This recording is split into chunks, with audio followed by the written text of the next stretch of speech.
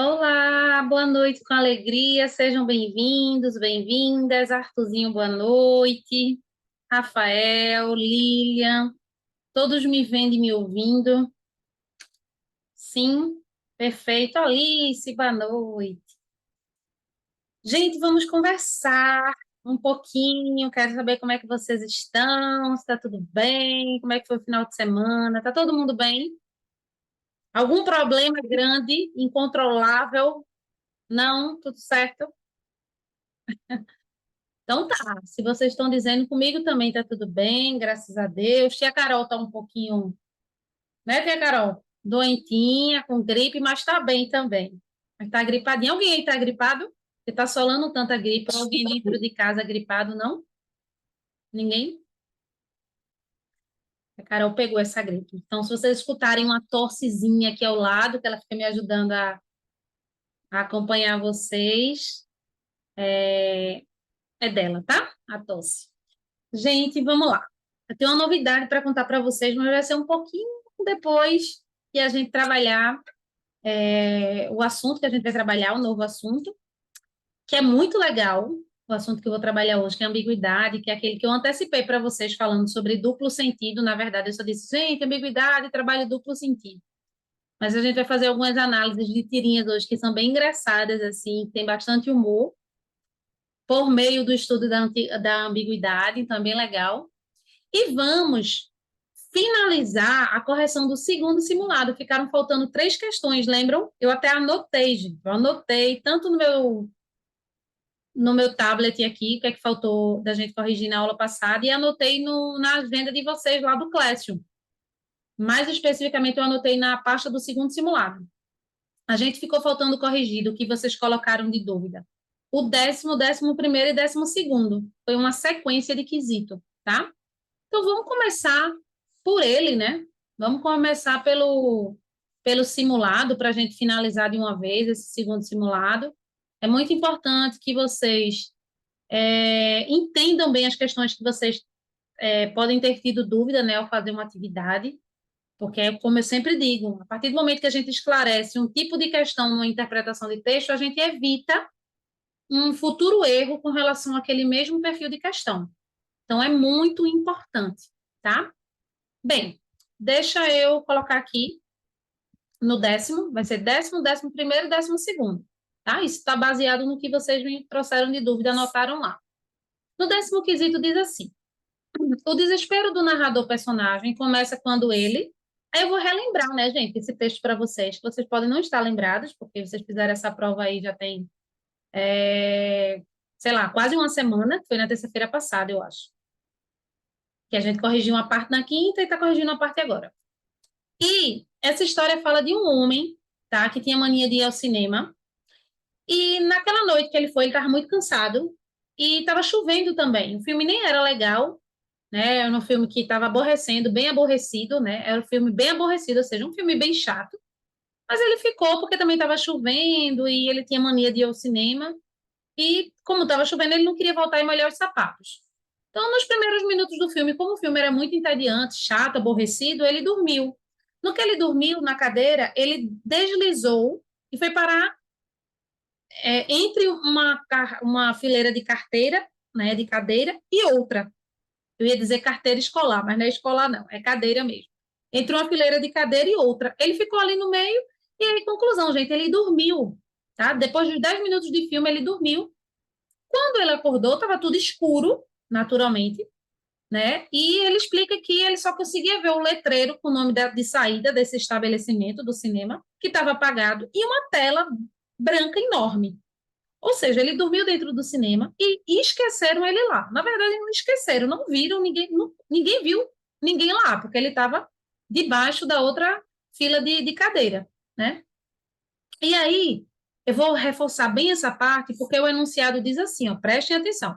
O desespero dele, que é um narrador personagem, o que é um narrador personagem mesmo, tia Laís? Ele conta a história e participa. Ele está contando uma história sobre ele.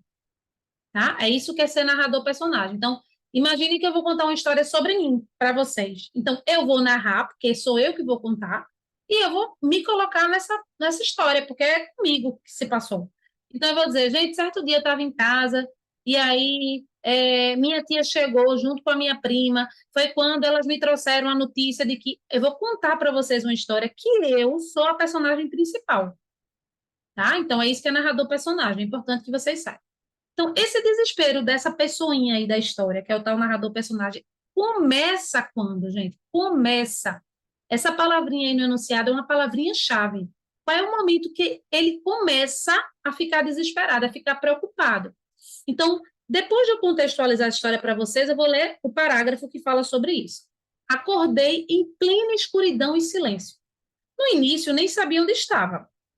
Aos poucos, meus olhos foram se acostumando com a falta de luz. Vi a tela branca, o letreiro de saída apagado. Não entendi imediatamente o que estava acontecendo. Levantei atordoado. Com dificuldade, empurrei a porta de entrada, pesada, saí no saguão. Só então percebi o que havia acontecido. Haviam esquecido de mim no cinema completamente. Talvez não tivessem me visto. Olhei o relógio, estava no meio da noite. Quis telefonar, fui até o escritório, estava trancado. Pensei em quebrar o vidro. Nunca senti tamanho desespero, tá? Então, esse desespero dele começa onde? Desde o momento que ele acorda na escuridão. Ô, tia Laís, por que se ele diz que no início não sabia nem onde estava? Mas isso é o início do desespero. Tanto é que ele diz, eu não sabia nem onde estava, ele não ficou em pânico no primeiro momento, ele tentou identificar. Mas ele diz, numa certa altura aí do texto, ele diz assim, ó, levantei atordoado. Ele acordou, quando ele levantou, ele olhou para cima e viu um letreiro apagado, viu coisa. Quando ele levantou, provavelmente ele se deu conta de onde ele estava, que ele tinha dormido ali no cinema. Então, ali é que começa o desespero dele, que ele está vendo que está num ambiente que não é um ambiente familiar, não é a casa dele, tá? Por isso que é a letra B. Tia Laís, a letra C é uma casca de banana? É uma casca de banana, porque a letra C é a sequência do desespero dele. Ele primeiro ficou, meu Deus, atordoado. O que é estar atordoado? Confuso, perdido. Isso é o início do desespero. É quando ele olha e fala, onde é que eu tô? Ai, meu Deus. Aí ele percebe, lembra onde ele tá. Aí ele vai, se direciona à porta para ir lá como é que ele chama aqui? Para o saguão, né? Que é é, aquela sala inicial, né? Do cinema, que não é a sala de cinema mesmo, né? Então, ele, desesperado, ele tenta ver uma forma de sair dali, tá? Então, letra C, casca de banana, e letra A e letra D, critério de eliminação. No momento que ele empurra a porta de entrada do cinema, é que ele começa a se desesperar, ou no momento que ele adormece em uma cadeira de cinema. No momento que ele adormece, é critério de eliminação. Ai, gente, que susto, eu vi 10 mensagens aqui, eu disse, meu Deus, eu acho que eles não estão me ouvindo. Beleza, era a tia Carol falando com Lilian. Tá certo. Lilian, tu normalizou? Só para eu saber, que eu vi agora as mensagens. Cadê a Lilian? Ai, meu Deus, ela tá entrando de novo. Saiu e tá entrando. Beleza. Tá? Então, quando ele adormece, gente, ele não tá desesperado, ele tá tão relaxado que ele adormeceu. Então, como é que podia ser o início do desespero dele? Certo? E empurra a porta de entrada do cinema. É no momento que ele empurra, não, ele já estava desesperado. Tanto ele estava desesperado que ele estava vendo uma forma de sair dali. Então, o desespero não iniciou no momento que ele empurrou a porta. Ele estava empurrando porque ele já estava desesperado. Meu Deus, como é que eu vou sair daqui? Tá? Então, lembrem sempre de fazer as questões por critério de eliminação. Fala, Christian. Tia, na última vez, quando eu fiz essa Ai, atividade, peraí, calma. Calma. Fala de novo. na última vez que eu tinha feito essa atividade, eu tinha errado. Eu tinha botado a C. Percebe que foi esquecido no cinema. E eu acho que eu botei a C. Percebe que foi esquecido no cinema. Aí ele já estava desesperado. Já é quase o final do desespero dele, assim, né? Porque depois ele não tinha mais o que fazer. Tinha que esperar, né? Ver inclusive, a história nem traz para a gente qual foi o desfecho exato, né? Se ele só saiu, provavelmente ele só saiu daquela sala de cinema no dia seguinte, né, gente? Quando abriram o cinema, né? Novamente. Fala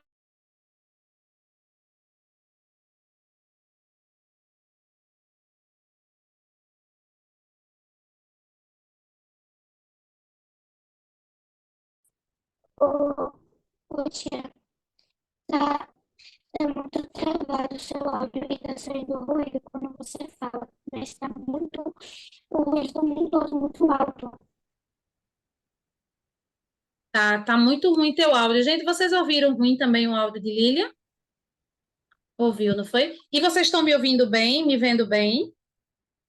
Tá, é problema na sua internet, Lilian. Quando é assim, é ter paciência mesmo, mas não esqueça que eu vou deixar a aula gravada lá. Então, se você perder algo muito importante, né, nessa história da internet estar oscilando, você pode assistir depois, tá certo? Podemos prosseguir, gente? Podemos? Fala, Christian. E a tua voz ficou meio estranha, um- do nada você parou de falar. Eu? Aham, pra mim. Ah, foi? Mas tá tudo certo agora, né? Aham. Beleza, beleza. Vamos embora, vamos embora. Vamos embora que eu quero mostrar a novidade para você já já. Vamos lá. Então, 10º, letra B, tá? 11º, gente, eu confesso que foi uma questão mais desafiadora para vocês, mais difícil, porque ela exigia um conhecimento prévio, conhecimento de mundo, que não está aí tão claro, não está explícito no texto, e isso pode ter dificultado a interpretação, tá? Então, de antemão, já vou dizer que foi uma questão mais chatinha mesmo, né? Que não estava tão óbvia assim, que exigia um pouquinho mais de conhecimento, que de repente vocês não tinham. Vou explicar. Vamos lá. No primeiro quadrinho, a amiga de Glorinha diz assim para ela: E aí, Glorinha, tem muita coisa sobre você no Google? Aí ela botou, aí Glorinha tá com uma expressão de tensão, de preocupação. Ela diz: Nada, Lulu. Se alguém no Afeganistão quiser me conhecer, não vai conseguir. Sinto pena deles. Olha o rostinho dela de preocupada, de Glorinha, né? De triste, de aflita. Principalmente a primeira expressão, tá aflita e nos outros ela demonstra estar um pouco triste, que sente pena do pessoal do Afeganistão que não vai ter condições de encontrá-la, de saber que ela existe, né? Só que, como eu disse, né, gente, vocês precisariam de um conhecimento de mundo para responder, para achar a resposta correta. Porque olha o que ele pergunta no enunciado. A resposta dada por Glorinha no segundo quadrinho e o sentimento que expressa no quadrinho final demonstra que ela se acha bastante importante. Gente, vocês acham que ela se acha tão importante assim que ela está com pena do pessoal lá do Afeganistão, porque ela se acha muito importante? A expressão dela demonstra isso, que é só porque ela se acha, né? Vocês teriam que fazer por critério de eliminação. Se considera pouco conhecida, seria uma casca de banana, né? Porque ela não está conhecida pelo povo do Afeganistão, que é o que ela que gostaria aí. Queria viajar para o Afeganistão, que é critério de eliminação, não tem sentido nenhum, ou queria ajudar o povo do Afeganistão. Gente, ela diz que sente pena deles. O Afeganistão é um país que tem muitas guerras, muitos conflitos, muitos problemas, muita gente necessitada, tá? Então, provavelmente, Glorinha, que não está óbvio aí, ela trabalha com, como é que eu posso dizer, causas sociais que ajudam pessoas de outros lugares, né? Que pela internet ela disponibiliza lá contato, né? E de como ela pode ajudar, ela deixa isso claro pela internet. Só que tem pouca coisa dela na internet e o pessoal do Afeganistão não vai conseguir acessar, não vai conseguir entrar em contato com ela. Por isso que ela está com pena, tá? O que seria o quê? A letra D. Mas vocês teriam que ter esse conhecimento de mundo, né? De que o Afeganistão é um país bem complicado com relação a isso, com relação às guerras, com relação aos conflitos com outros países, tá? E aí a tristeza de Glorinha, perceba que ela está aflita desde o início da tirinha, é porque ela gostaria de ajudar esse povo. Só que ela não vai conseguir, porque tem pouca coisa dela no Afeganistão. Perdão, no Google, né? E aí essas pessoas de lá não vão conseguir contactá-la, caso elas desejem, tá? Então foi uma resposta assim mais elaboradazinha que realmente precisava de um conhecimento prévio. Certo? A tua câmera sempre trava, Sebastião. Pode deixar assim mesmo, porque senão fica muito ruim. Gente, tá dando para entender pela explicação? Se não fizer sentido, fala comigo. Questiona. Tia Laís, mas é porque eu pensei assim, para em cima do que vocês pensarem, eu ir construindo com vocês, tá? Por último, não menos importante, o que vocês colocaram foi o 12º, né?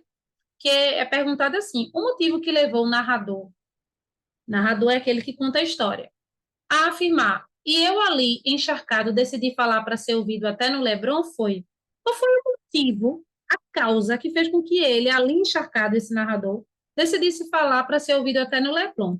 Leblon é o nome de um bairro do Rio de Janeiro, tá? E tá com letra maiúscula, né? Dá para a gente saber aí que é um nome próprio. E a gente só vai saber qual foi o motivo dele ter feito isso, dele ter ali, mesmo todo molhado de chuva, porque esse encharcado ali, ele estava todo molhado de chuva, ele decidiu falar para ser ouvido por todos ali. Por quê? Vamos ler esse primeiro parágrafo para entender. Ninguém apareceu na janela.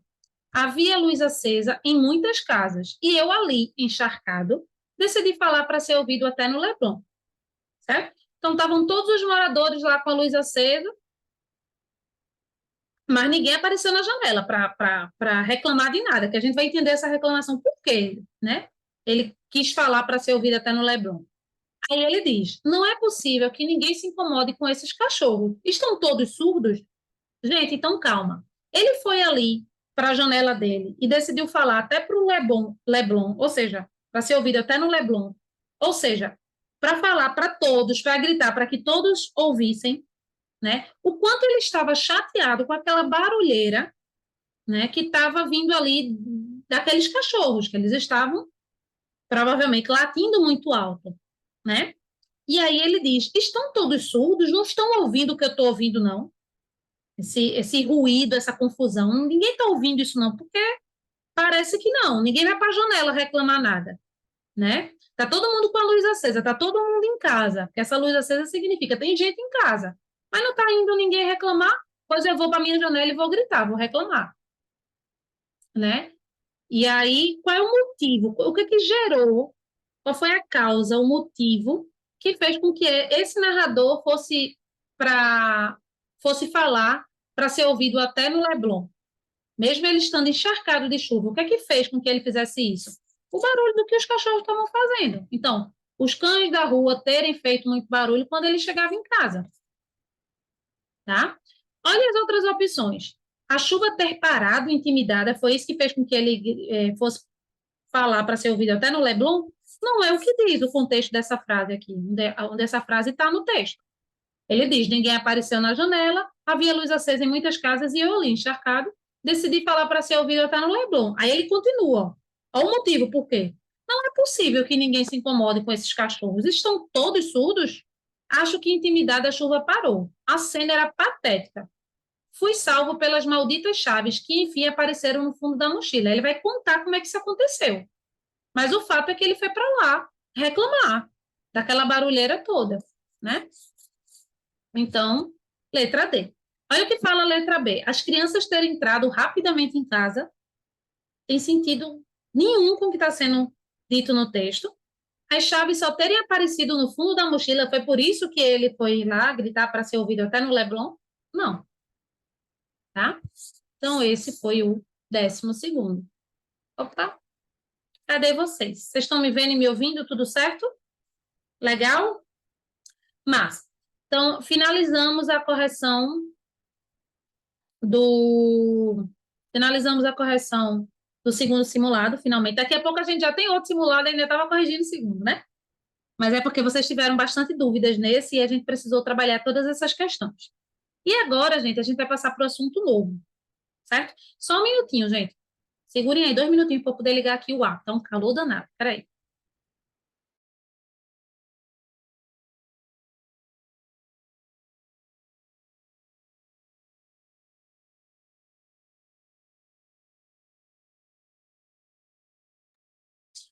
Voltei. Voltei. Estava num calor.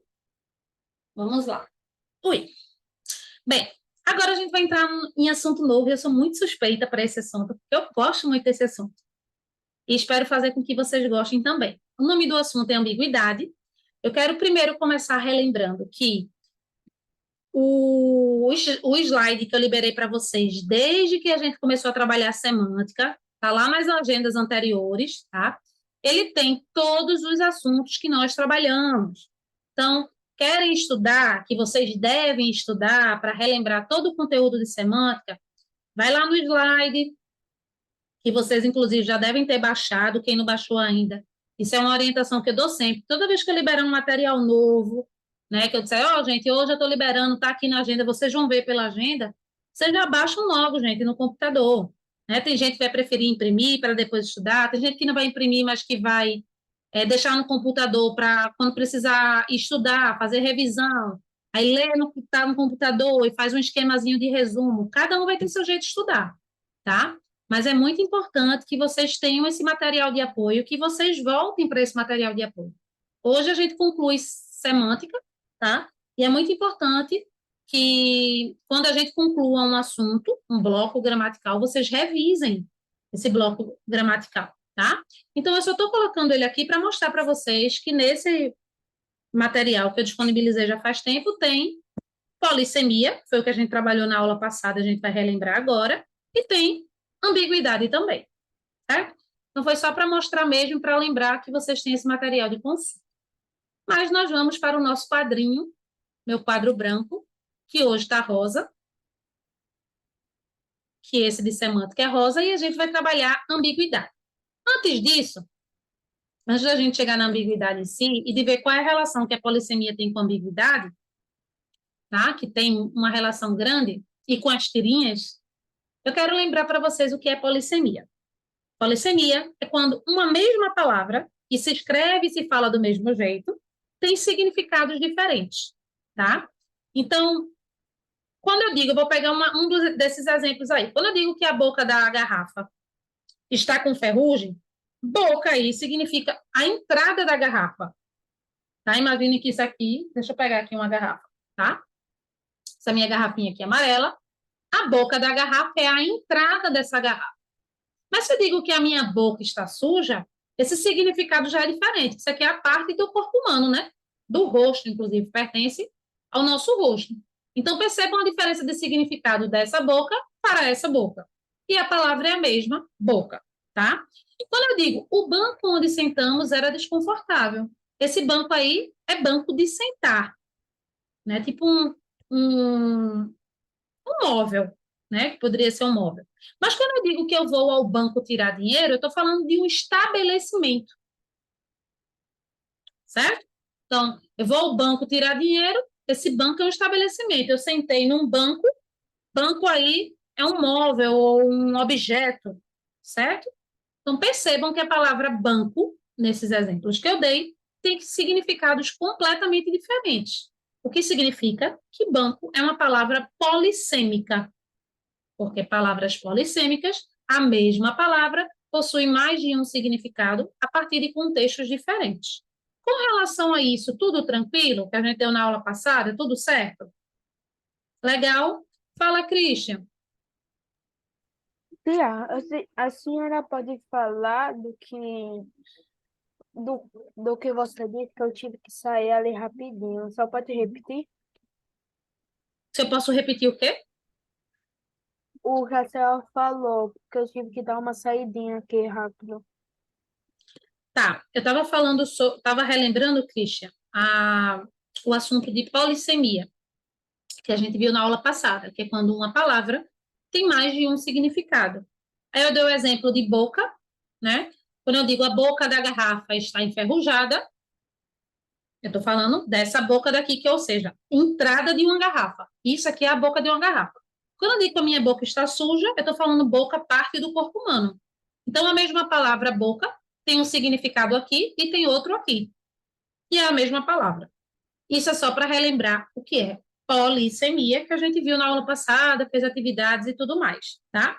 Aí eu dei um outro exemplo, Christian, que foi com relação à palavra banco. Quando eu digo que eu vou sentar num banco, esse banco é um móvel, é um objeto, como eu me referi antes, né? Então, banco é um local que você senta. Se eu digo que eu vou ao banco tirar dinheiro, esse banco já não é mais um lugar de sentar.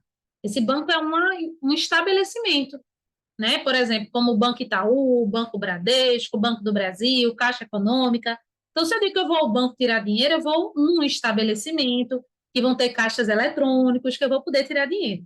Então, a mesma palavra banco nos exemplos que eu dei anteriormente, tem significados diferentes. E isso é polissemia. Foi o que a gente estudou na aula passada. Hoje, a gente vai estudar ambiguidade, tá? E muitas ambiguidades, que são frases que têm duplo sentido, ou seja, é uma frase que você consegue interpretar de duas maneiras, pelo menos. E tem duas interpretações para a mesma frase. É isso que é ambiguidade. Duplo sentido. Mais de um sentido para a mesma frase. Muitas dessas ambiguidades, elas são geradas pela polissemia. A gente vai ver isso bem direitinho nas tirinhas que a gente vai trabalhar hoje. Então, fiquem tranquilos, tá? Primeiro, quero que vocês entendam bem o que é ambiguidade, certo? Vamos lá. Se eu chego para João, que é meu amigo, tá aqui, João, meu amigo imaginário, eu digo, João, eu vi o cachorro do seu pai. João, no primeiro momento, pode ficar ofendido por eu ter dito isso, porque ele vai dizer, oxente, Laís, está xingando meu pai, é? Porque eu estou chamando o pai de João de cachorro. Eu posso fazer isso, porque essa frase também dá a entender isso. Quando eu digo assim, João, eu vi o cachorro do teu pai na rua, ainda mais falando assim, né, gente, com essa forma que eu falei, tá parecendo que eu estou xingando o pai de João de cachorro. Mas a frase também pode ser entendida como eu, Laís, vi o cachorro. João, eu vi o cachorro do seu pai. Ou seja, o cachorro, o pet, o au-au dele, do pai de João, com o pai de João. Então, João, eu vi o cachorro do seu pai, que estava lá no pet de onde eu moro, perto de onde eu moro. Eu podia ter complementado essa frase, tá? Então, quando eu digo que estava lá no pet, aí já dá a entender que esse cachorro é um animal. Mas nessa frase aí, eu vi o cachorro do seu pai, eu posso entender duas coisas diferentes, tá? Gente, esse assunto não é assim, tia Laís, mas eu só estou entendendo, eu só estou vendo um. Mas está faltando você ver o outro, porque frases que são ambíguas têm mais de um significado, não é o que você viu primeiro. Ela tem dois significados, pelo menos, tá? Então, isso é muito importante. Porque, por exemplo, o Lilian poderia ter lido essa frase. Eu vi o cachorro do seu pai e diz assim, tia Laís, mas para mim essa frase significa só um xingamento. Tipo, é alguém xingando o pai de João de cachorro. Mas não é o que Lilian entendeu primeiro. É que essa frase está escrita de modo, prestem atenção nisso que eu estou explicando. A frase está escrita de modo que cabem duas interpretações, pelo menos, para essa frase. Normalmente, a ambiguidade é duplo sentido, então são duas mesmo, tá? Vamos progredir. Matarei o porco do meu tio hoje. Gente, dá para a gente entender duas coisas. Primeiro, que esse sobrinho está chamando o tio de porco, de surdo, que não presta, e dizendo que vai matar ele. Ainda tem isso. Vou matar o porco do meu tio. Está xingando o tio e dizendo que vai matar.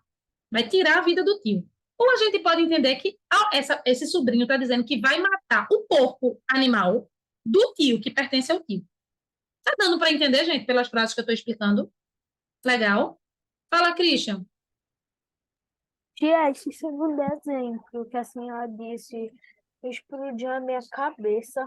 Esse segundo. Matarei o porco do meu tio? Aham. Tia, Mas explodiu porque você não entendeu? Hã? Explodiu porque eu fiquei em dúvida de qual significado é. Porque pode ser um ou outro. Não tem um significado certo, Christian.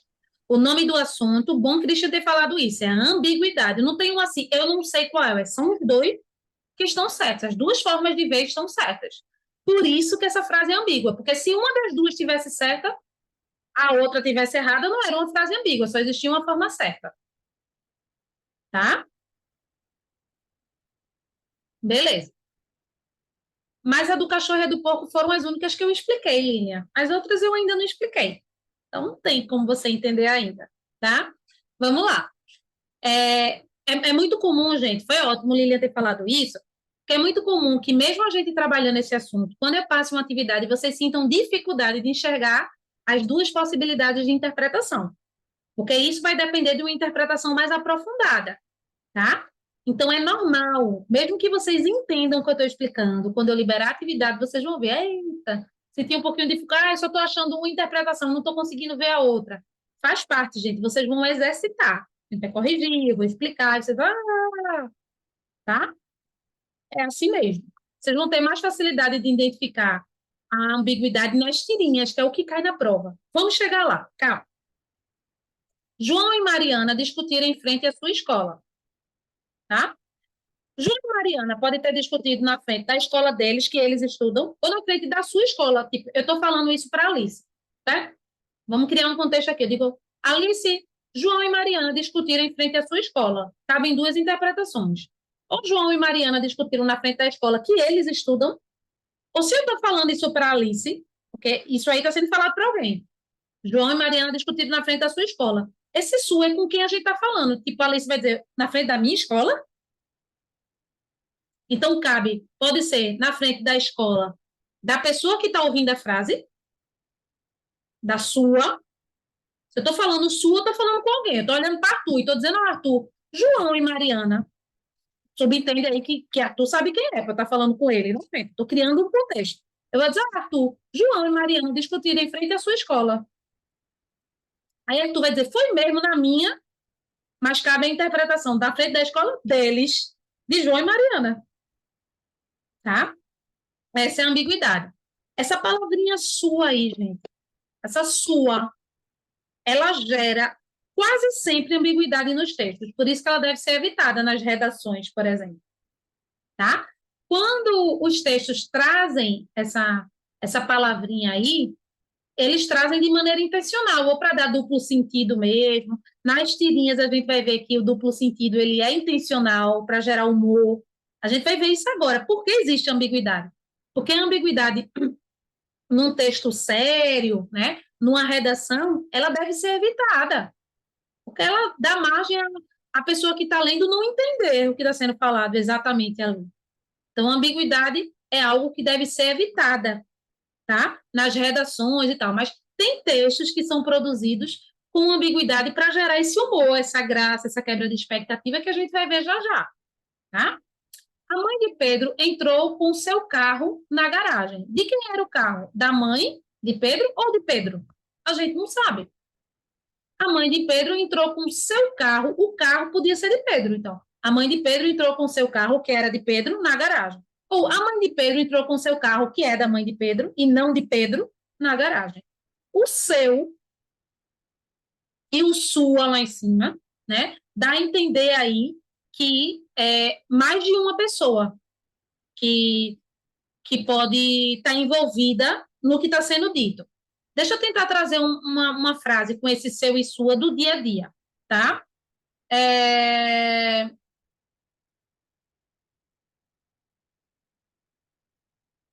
Eu olho para Guilherme e digo assim, Guilherme, Joaquim pegou sua blusa, Joaquim pegou sua blusa e saiu do quarto. Aí Guilherme vai olhar para mim e vai dizer, a minha? Eu estou falando com o Guilherme. Guilherme, olha, Joaquim pegou sua blusa e saiu do quarto. Aí Guilherme vai dizer, a minha? Aí eu vou dizer, não, menino, a dele mesmo. Ele pegou a sua blusa, a blusa dele, de Guilherme, e saiu. Estão entendendo o jeito que eu estou explicando nesse contexto agora? Tá? Então, esse sua, a gente tem que ter cuidado. Porque a gente está falando com alguém usando sua, a pessoa pode entender que é dela. E ela diz, como é que a gente tira a ambiguidade? Vê que coisa simples.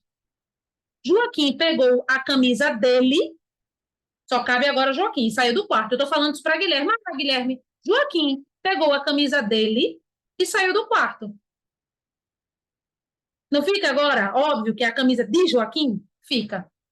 Mas quando eu coloco sua, Guilherme, que eu estava falando com ele, pode ter entendido que era dele. Só que eu estava falando da de Joaquim, tá? Enfim. Vamos lá. Vamos lá, vamos lá, vamos lá. Então, isso aqui é ambiguidade. Agora chegou a parte boa. A gente estava fazendo a leitura de ambiguidade em frases. Disse e vou dizer de novo. Esse tipo de leitura é um pouquinho mais complexa, tá? Num primeiro momento. Eu explicando, vocês vão entendendo e tal. Quando eu dou as frases para vocês fazerem só, que vocês vão ter uma atividade de casa para fazer isso, tá? Vocês tendem a sentir um pouquinho de dificuldade, não tem problema, faz como que consegue, tenta ler mais de uma vez, tá? Mas é normal. Aí, gente, a gente vai para as ambiguidades nas tirinhas. E eu amo essas tirinhas que eu selecionei para vocês, né? Não selecionei à toa. Exemplo de ambiguidade. Você tem um pastel de R$ 1? Tenho sim. Aí o vendedor vai e entrega aqui. Aí, quando o cliente está comendo, aí ele percebe que o recheio do pastel é de R$ 1. Vamos lá. Ambiguidade. O cliente disse que queria um pastel que custasse R$ 1. Ele não disse que custa, ele disse de R$ 1. Só que o que o vendedor entendeu? Que o pastel era sabor de o quê? R$ 1. Botou R$ 1 dentro, fritou o pastel e entregou para ele. Tá? Então, duplo sentido. O cliente falou uma coisa e o vendedor entendeu outra da mesma fala. Do pastel de R$ 1. Tá? Vamos progredir. Gente, esse é massa também. Quero um hambúrguer? Quero. Completo, mas suspendo o pepino. Gente, aí já dá para saber. Quando a gente diz assim, ó, suspenda o tomate e a cebola, a gente está dizendo que a gente não quer tomate e cebola, por exemplo. Gente, olha o que o, o rapaz, o garçom, sei lá, fez. Ele devia ter dito quanto tempo. Gente, ele suspendeu o pepino, ou seja, ele levantou o pepino e ficou segurando. Então, vamos entender melhor agora, vamos unir os dois assuntos que nós estudamos. A palavra suspender é uma palavra polissêmica. Por que mesmo, tia Laís? Porque ela tem mais de um significado. Ela pode significar, como é o caso que Agar disse aí, suspenda é eu não quero. Então, ela pode significar isso de eu não quero, retire. E ela pode significar levantar, suspender, tirar do plano e suspender. Então, a ambiguidade, que foi o duplo sentido dessa tirinha, adveio de o quê? Da polissemia da palavra suspender. Foi essa palavra suspender, que tem mais de um significado, que gerou o duplo sentido, que fez com que H falasse uma coisa e o rapaz que estava atendendo ele entendesse outra, que é a tal da ambiguidade. E isso tudo, que é onde eu quero chegar, gera a quebra de expectativa, que vocês vão ver na prova com o nomezinho de humor. Tá? Humor é a quebra de expectativa. Como assim? A gente começa lendo um texto e a gente cria uma expectativa que a coisa vai acontecer normal, vai seguir uma linearidade. Então, quando o rapaz pergunta, quer um hambúrguer? Que a H diz, quero, completo, mas suspendo o pepino, a gente que está lendo, a gente entende, tipo, não quero pepino, né? E a gente imagina que o rapaz vai lá fazer um hambúrguer e não vai colocar pepino. Só que a quebra de expectativa está justamente, ele nem entende o que a H disse. Ele não entendeu a essência do que H disse. Então, isso gera quebra do que estava se esperando que fosse acontecer. E isso na prova se chama, na prova não, no estudo da língua portuguesa se chama humor. É esse humor que normalmente provoca o nosso riso. A gente faz, ou riso, ai meu Deus, eita, não acredito que ele entendeu isso. Tá? Muitos de vocês, alunos, tendem a confundir humor com riso. Tipo, se tem humor, tem que ser engraçado. Não necessariamente. Você pode ler uma tirinha, um texto que tenha humor, mas ele não seja extremamente engraçado para você. Um texto que tem que ter graça, o nome do texto que tem que ter graça se chama piada, tá? Esse gênero textual, piada, ele tem que ter graça, porque senão ele não cumpre o papel dele, na tirinha não, tá? Tanto é que, por exemplo, quando eu li esse do pastel de R$ 1, eu achei super engraçado. Tem gente que vai ler, que besteira, ixi, que negócio. Enfim, mas tem humor do mesmo jeito, porque tem quebra de expectativa. Vocês estão entendendo o jeito que eu estou falando? Pode, Sebastião, tá com a mão levantada? Tá. Vi agora. Pode falar, meu amor. Ô, Tava tia, no não tem como compartilhamento e você não falar, vi. não tem negócio do pastel de R$ 1. O Tá, cara vou saiu voltar no lá. lucro. Ele pagou R$ 1 para um pastel, E recebeu. comeu a casca e ainda recebeu R$ 1. Saiu no lucro, tia. É verdade, mas esse pastel tá sujo, né, Sebastião? Com dinheiro, feito com dinheiro. Eu não ia querer sair nesse lucro, não. Gente, eu ainda comia. Vai desperdiçar comida. Não desperdicem comida, tá? Ai, meu Deus, foi bom. Quando acontecer isso, que aconteceu com o Sebastião, gente, que ele levantou a mãozinha, eu não vi, pode falar no bate-papo aqui, que ela, estou querendo falar, porque sobe para mim aqui, e às vezes a mãozinha eu não vejo no compartilhamento, tá? Fala, Alice. Tia, e quando a pessoa fala, eu tô com mau humor, o que que a pessoa quer dizer? Ela tá com uma má quebra de expectativa? Não, porque humor, Alice, boa colocação. Humor, no coloquial, a gente traduz para isso, para algo que provoca alegria, alto astral. Humor é uma palavra polissêmica. Chegamos no outro assunto de novo. Então, ela significa isso também.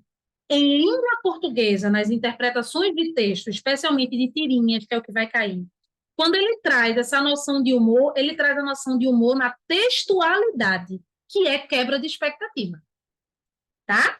Mas se eu digo assim, o meu humor hoje não está muito legal, não. Eu não estou querendo dizer a minha quebra de expectativa, Alice. Eu estou querendo dizer que eu não estou com ânimo.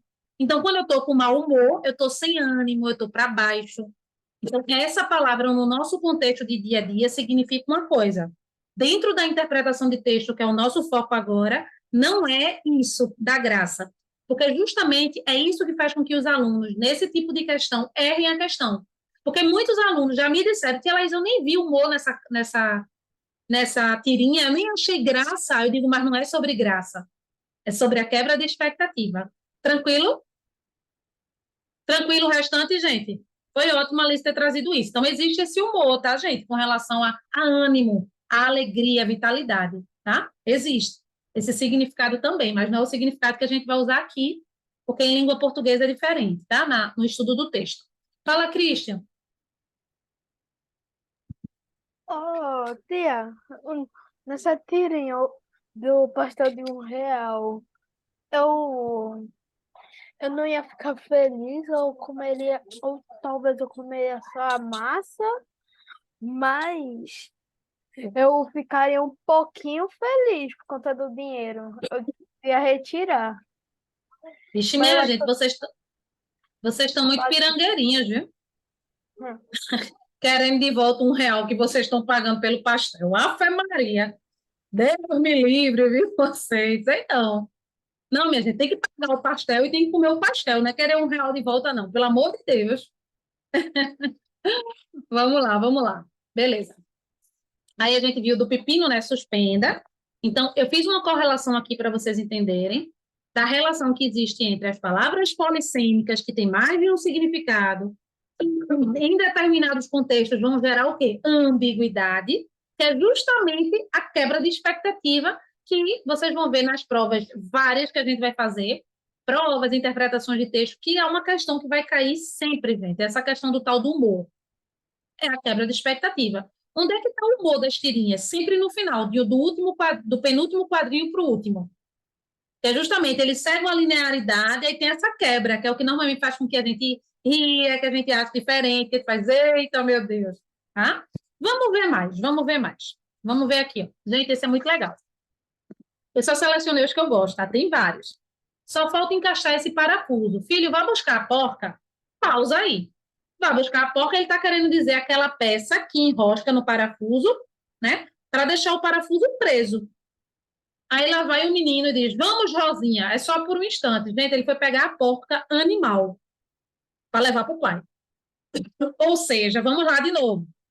Porca é uma palavra polissêmica, porque ela pode se referir a, a uma peça, a um instrumento, né, uma ferramenta, e ela pode ser também um nome designado, que designa, que dá o um nome a uma espécie de animal. Tá? Então, a palavra porca é polissêmica, gerou ambiguidade e teve a quebra de expectativa. O que, é que a gente espera depois de ver o menino conversando com o pai, né, e o pai pedindo a ele ajuda para ir pegar a porca? O que, é que a gente espera? Que o menino vá lá, busque na caixa de ferramentas dentro de casa, mexa nos instrumentos, ache a pecinha que vai enroscar. É isso que a gente espera. Aí a quebra de expectativa é: o menino vai lá, onde ficam os animais da fazenda, e diz: Vamos, Rosinha, só um instante. Isso é humor. Gente, tá ficando claro? Mesmo? Digam para mim aí. Não é legal esse assunto? Poxa, é muito legal esse assunto, gente. E é engraçado. Muitos deles são engraçados mesmo, assim, os exemplos. Vamos lá, tem mais. Olha esse aqui, gente. Esse é massa. Dei uma bruta topada. Isso é uma galinha falando. Aí o pintinho faz: Que foi, mãe? Agora estou com esse belo galo na cabeça. Aí passa o galo, fica ouvindo, né? Aí ela diz: com um belo galo na cabeça. Diga quem é esse miserável. Gente, vamos lá. Quando a gente cai, que a gente bate a cabeça, a gente fica com um galo, ou seja, um machucado na cabeça. Só que quem estava falando isso era a galinha. Então, quando a gente fica com esse belo galo na cabeça, a outra que estava passando, ou o outro que estava passando, que foi o marido, na verdade, ó, o marido dela, que estava passando, que era o galo, disse assim: quem é esse galo que você está na cabeça? Ou seja, você está pensando em que galo, que não sou eu, seu marido. Gente, fantástico essa tirinha. Vocês entenderam? Vocês entenderam? Vocês entenderam? Massa demais, né, não? O marido todo enciumado. Quem é esse belo galo que você está na cabeça aí? Você está pensando em que galo que não sou eu, né? Ou seja, vamos lá. A palavra galo é uma palavra polissêmica. Significa um machucado, depois que a gente leva um tombo, que bate a cabeça. E significa um animal também, um nome dado para um animal, tá? Então, o uso de uma palavra polissêmica, eu estou repetindo isso, gente, o tempo todinho para vocês memorizarem. Se precisarem, assista a aula gravada. Essa palavra polissêmica foi usada num contexto que gerou ambiguidade, que é duplo sentido, mais de um sentido, e isso também faz gerar o quê? Uma quebra de expectativa nessa tirinha, né? A gente imagina que o galo, ele entendeu, o galo animal, entendeu que ele ouviu a conversa toda, que ela deu uma topada, que bateu a cabeça, né? Só que ele só ouviu uma parte da história. Aí, por ter só ouvido uma parte da história, ele imaginou que a galinha, a esposa dele, estava pensando em uma outra pessoa, em um outro galo, né? Outra pessoa não, outro galo. Muito legal isso. Deixa eu ver, acho que de tirinha. Ai, gente, essa eu amo. Isso aqui me lembra minha mãe. Ai, eu quero uma mesada. Uma mesada em você, né? O que é que o filho quis dizer? Que ele queria o quê, gente? Ganhar dinheiro mensalmente. Só que aí o pai entendeu no sentido literal, pegou a mesa e tornou na menina, né? Então, mesada é uma palavra polissêmica, não é possível que vocês não aprendam isso, gente. Tem mais de um significado. Nesse contexto, gerou ambiguidade, e essa ambiguidade também gera uma quebra de expectativa. O que é que a gente espera quando a gente vê essa imagem? Que quando o pai, o menino diz, pai, eu quero uma mesada, a gente imagina que o pai vai dizer: olha, mas eu não já lhe dou presente. Que ele justifique, porque ele não vai dar o dinheiro ao filho. Não, mas ele não faz isso, ele não fala sobre o dinheiro em si, né? Ele entende no sentido literal e joga a mesa na cabeça do menino, né? Ali no menino, né? Então, mesada aí duplo sentido. Seria dinheiro ou a mesa jogada em alguém. Tranquilo? Manhã fazia muito isso, gente, comigo, não de jogar a mesa, tá? Ela nunca jogou a mesa em mim, não. Mas ela brincava com isso. Manhã e minha mesada. Ela disse: quer que eu pegue a mesa agora ali? Para meter ela na sua cabeça? Eu pequena. Eu digo: não, eu tô falando mesada dinheiro. Cadê meu dinheiro? Aí ela ficava brincando. Ela quer uma mesada mesmo? Aí eu lembro só da minha mãe, gente, com isso. E tem, gente, também a a ambiguidade no texto só não verbal. Então, olha que interessante essas imagens que vocês vão ter também como atividade de casa, imagens para vocês perceberem a ambiguidade, para vocês fazerem as duas leituras. Então, se você olha essa imagem de longe, você vai ver uma senhora olhando para um senhor, de longe. Se você se aproxima, você vai ver que tem um rapaz tocando violão, tem um outro segurando um chapéu, tem uma pessoa saindo de uma portinha ali, como se estivesse na cabeça do senhor. Então, tem várias personagens, tá? Então, quando você olha de longe, um senhor olhando para uma senhora. Quando você olha de perto, você vai ver outros detalhes que é uma outra cena. Então, é um texto não verbal que tem mais de uma cena, portanto, ambiguidade, tá? Na mesma imagem. Olha que legal esse daqui também. Deixa eu pegar aqui para mostrar para vocês. Olha que legal esse aqui. Se você olha de longe, olhem de longe. Parece uma mulher e o cabelo da mulher aqui, grande. Um roxo, né? O olho, sobrancelha, nariz, boca. Se a gente aproxima, tá? Se a gente aproxima, a gente vê que são dois cavalos, gente. Dois cavalos com as... Tá vendo? Aí, no horizonte e tal. Então, essa imagem tem ambiguidade porque tem duplo sentido. Cabelo feio, né? Porque, na verdade, não são cabelos, são cavalos, né, Cristian? Por isso que é feio. Tá? Enfim. Tranquilo que a ambiguidade, está todo mundo vivo, está todo mundo bem. Deu mesmo para entender? Vamos testar os conhecimentos de vocês. Vamos ver como é que vocês estão em ambiguidade. Essa atividade é uma atividade de sala, só para vocês exercitarem um pouco. Vou dizer mais uma vez. Essa atividade, deixa eu só mudar aqui o tempo. Tá certo, 6 minutos, tá? Essa atividade, ela é... 6 minutos, certo. Deixa eu atualizar. Ela tem frases para que vocês percebam o duplo sentido dessas frases. Então, tem uma frase lá e você tem que marcar as duas alternativas que explicam essa frase. Vou dizer de novo, vai ter uma frase lá, aí vai ter as opções para você marcar. Você vai ter que marcar sempre duas opções, que é explicando a primeira interpretação e a segunda, tá? É normal que nesse primeiro momento você sinta um pouquinho de dificuldade, mas a gente vai exercitando. E fora essa atividade que eu vou passar agora, tem atividade que vai para casa também de ambiguidade. Então, vocês vão poder exercitar mais. Não se preocupe. Deixa eu só colocar aqui, 2. E liberar o link para vocês. Link liberado em 3, 2, 1. Foi. Podem começar. Quando forem terminando, me avisem aqui.